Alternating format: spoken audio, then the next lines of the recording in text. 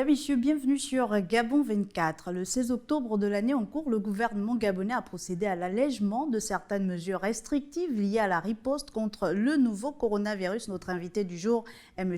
Hugues Badinga Madia, ministre du Commerce, des petites et moyennes entreprises et de l'Industrie. Monsieur le ministre, merci de nous recevoir. C'est tout le plaisir pour moi, Madame Biaoukou. Déjà, pour commencer, quelles sont les mesures de votre département qui ont connu un assouplissement, Monsieur le ministre? Bien, concernant mon département, je citerai deux principales mesures. La première mesure concerne l'assouplissement supplémentaire vis-à-vis des restaurants. Comme vous vous en souvenez, le gouvernement avait déjà procédé à un premier assouplissement concernant les restaurants, mais ce qui concernait dans un premier temps, les restaurants qui bénéficiaient de terrasses. Cette fois-ci, la mesure qui a été prise, c'est de généraliser l'ouverture de restaurants. C'est la première mesure. La seconde mesure concernant le département dont j'ai la charge concerne l'instruction qui a été donnée par le président de la République de mettre en place un guichet spécial de recensement des tenanciers de bars. Pourquoi cette mesure? Parce qu'on est conscient que à cause des mesures de restriction qui ont été prises par le gouvernement, beaucoup de ses compatriotes se retrouvent dans des situations difficiles. D'où le gouvernement a décidé de mettre en place une aide en faveur de ses compatriotes et autres personnes tenanciers de ces bars. Et nous avons mis en place un guichet spécial dont l'objectif est de recenser les tenanciers de ces bars et de mettre en place l'aide décidée par le chef de l'État et mise en œuvre par le gouvernement. Monsieur le ministre, concernant ce guichet d'accompagnement, les tenanciers de bars se posent la question, quels seraient les critères retenus par le gouvernement déjà pour bénéficier de cette aide et surtout quand est-ce qu'ils vont passer à la caisse? Parce qu'on sait que dans les quartiers populaires de Libreville, notamment la capitale gabonaise, même s'il s'agit également des tenanciers de débit de boissons de l'intérieur du pays, il y a au moins 3 bars minimum par quartier. Donc comment ça va se faire? Nous avons commencé par mettre en place le guichet spécial à ONG, dans nos bureaux à ONG. Ce guichet aujourd'hui est opérationnel. Est-ce qu'ils doivent passer sur place ou est-ce que c'est de façon numérique? Ils doivent passer sur place parce que nous sommes conscients également que tous les tenanciers n'ont pas forcément accès justement aux outils numériques. Mais dans un premier temps, on a mis en place un guichet au niveau d'AONG.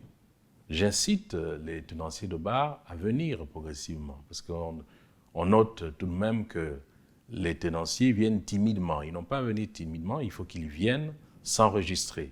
Avant de passer à la caisse, il faut d'abord venir s'enregistrer. Dans un second temps, nous allons éclater ces guichets à l'intérieur du Grand Libreville et à l'intérieur du pays également. Oui. Donc avec le ministre en charge de l'Intérieur, mon collègue, nous allons éclater ces guichets pour les mettre dans les différentes communes, au Vendo, à Kanda, Libreville, dans chaque arrondissement, et à l'intérieur du pays avec les gouverneurs. C'est ce qui va être fait. Je les incite à venir se recenser. Vous m'avez posé la question de savoir à qui la mesure s'adresse. La mesure s'adresse aux tenanciers de bars qui sont formellement constitués. Donc c'est important déjà d'avoir ces papiers, de venir les présenter et d'être enregistrés. Et qu'en est-il des autres tenanciers Les autres qu'ils viennent, il faut qu'ils se fassent connaître par l'État. Nous allons les recevoir, nous allons faire en sorte qu'ils soient également formalisés gratuitement parce que c'est une obligation. On ne peut pas venir faire une activité sans être formalisé.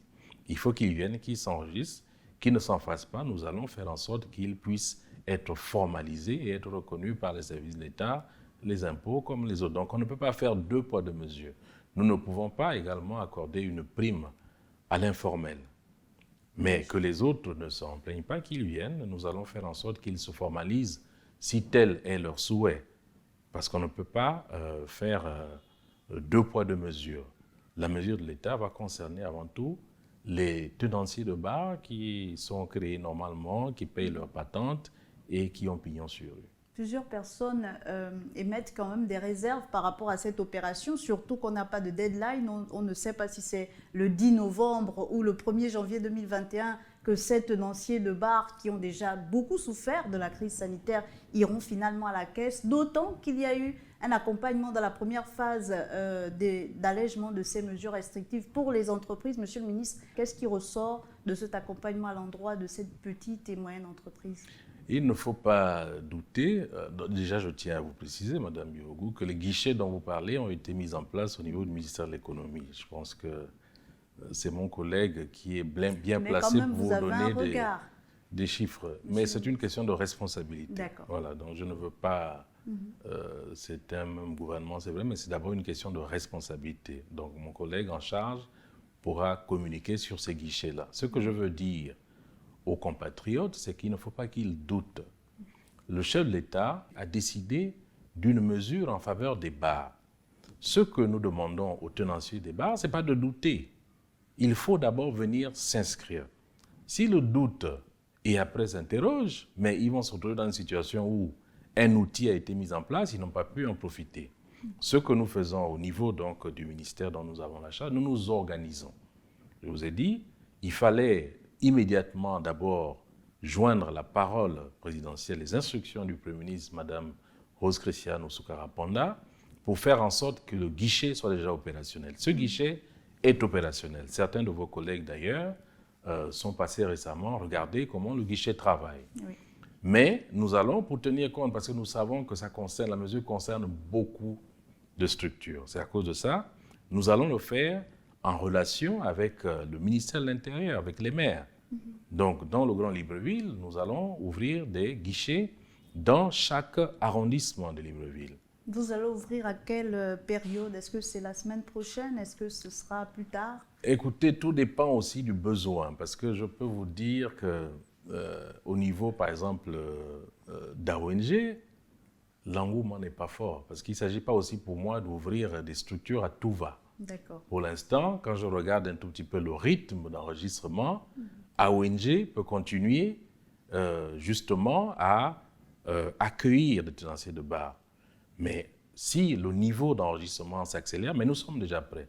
C'est en fonction du niveau justement de la demande, en fonction du fait que le rythme s'accélère, nous allons opérationnaliser les autres guichets. Donc on va aller progressivement. Et ensuite, l'intérieur du pays également, qui n'est pas oublié.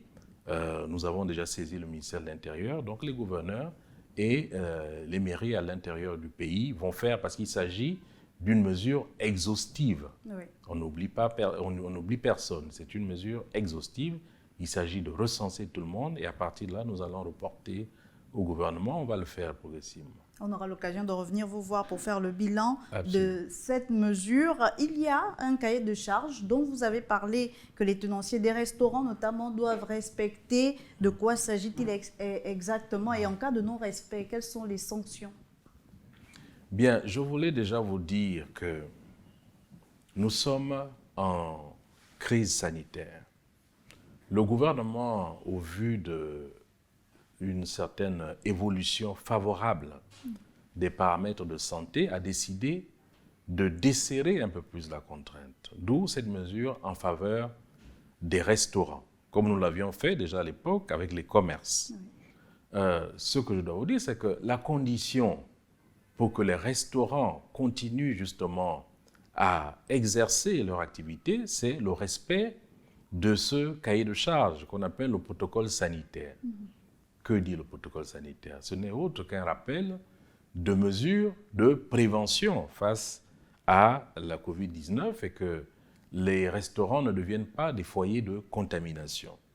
Il s'agit de leur demander de mettre en place des dispositifs pour prendre la température, notamment à l'entrée des restaurants, mettre en place des dispositifs pour se laver les mains, utiliser des gels, à l'intérieur des restaurants, respecter les règles de distanciation sur une même table, entre tables différentes, et y compris la possibilité justement d'éviter des contacts réguliers ou permanents entre ceux qui travaillent à l'intérieur du restaurant et les clients. Donc c'est un ensemble de règles auxquelles nous leur demandons de s'astreindre, parce que c'est une condition.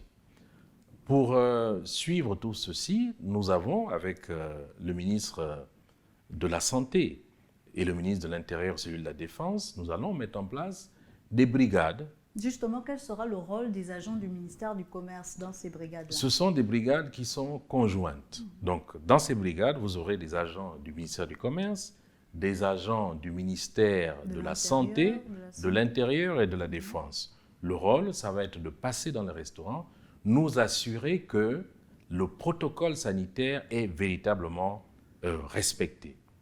À défaut, vous avez posé la question de la sanction, ben, nous allons émettre des sanctions. Nous n'hésiterons pas. Nous serons fermes. Qui peuvent être pécuniaires. Les sanctions peuvent être pécuniaires. Elles peuvent aller de 500 000 jusqu'à 5 millions de francs CFA. Elles peuvent même aller jusqu'à la fermeture. En cas de non-respect, est-ce qu'il ne faut pas d'abord verbaliser, ensuite arriver aux sanctions, parce qu'on sait qu'ils sortent d'une période quand même difficile? Notre objectif n'est pas de sanctionner. Mais ce que je veux vous dire en parlant de sanctions, c'est que l'heure est grave. Et je vous ai dit que c'est une crise sanitaire. Et qu'à la clé, l'enjeu, c'est la vie de nos compatriotes, la vie justement de ces restaurateurs, de leurs employés, mais aussi des clients. C'est à cause de ça, à la fois, le gouvernement assouplit, mais le gouvernement met en garde également. C'est une question de responsabilité.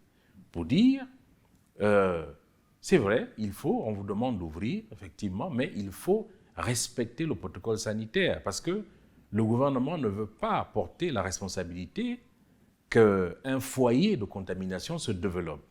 D'où c'est important que les restaurateurs qui ont bénéficié justement de la mesure puissent s'adapter à ce protocole. Je n'en doute pas parce que nous avons déjà fait quelques visites, on a discuté avec certains. Je vois que beaucoup s'adaptent. C'est à cause de ça, je parle de sanctions, mais il faut que je le leur dise en disant que c'est quand même quelque chose sur lequel le gouvernement ne transigera pas. Il faut que les restaurants respectent le protocole sanitaire parce qu'à défaut, nous n'aurons pas d'autre choix que de procéder à des amendes ou alors à la fermeture de restaurants parce que c'est une question de santé publique et il y va de la vie de nos compatriotes. Monsieur le ministre, certainement pour terminer, vous adressez aux populations pour rappeler les mesures barrières. Je voudrais m'adresser, Madame Bivougou, à l'ensemble des restaurateurs qui ont bénéficié de la mesure, on va dire, la mesure d'ouverture de leur restaurant, pour leur dire que le respect du protocole sanitaire est une condition sine qua non de développement de leurs affaires. Je leur demande justement d'intégrer ce protocole sanitaire. Parce que le virus, effectivement, nous avons fait des efforts. Grâce au gouvernement et aux mesures qui ont été prises, nous avons réussi à contenir le virus. Mais le virus circule encore. C'est à cause de ça, les restaurants doivent être des acteurs importants dans la lutte contre le Covid. La lutte ne doit pas se résumer simplement au gouvernement ou à l'administration. Les restaurateurs qui exercent, parce que ce sont des activités à risque, eux-mêmes sont exposés au virus, leurs employés sont exposés au virus, également les personnes qui viennent dans les restaurants. Donc je leur demande d'être exemplaires dans l'exercice de leurs activités, mais ça ne s'arrête pas là. Je voudrais également porter le message aussi à l'ensemble des commerces, tous les commerces de grande distribution, tous les autres commerces, chacun d'entre eux doit s'ériger en agent de lutte contre le Covid-19. Parce que c'est une question de précaution, c'est une question de responsabilité. Il faut que, pour continuer justement à faire en sorte que ces activités essentielles continuent à se dérouler, il faut que les différents restaurateurs ou les commerçants en général puissent être disciplinés, puissent s'astreindre justement au respect du protocole sanitaire qui est mis à leur disposition. Ce protocole, comme je vous le disais, prévoit simplement un certain nombre de règles pour se prémunir justement de la contamination au sein de leur magasin. Il s'agit de mettre en place des dispositifs de contrôle de température, il s'agit de respecter les mesures barrières, faire respecter le port de masque et éviter les contacts physiques.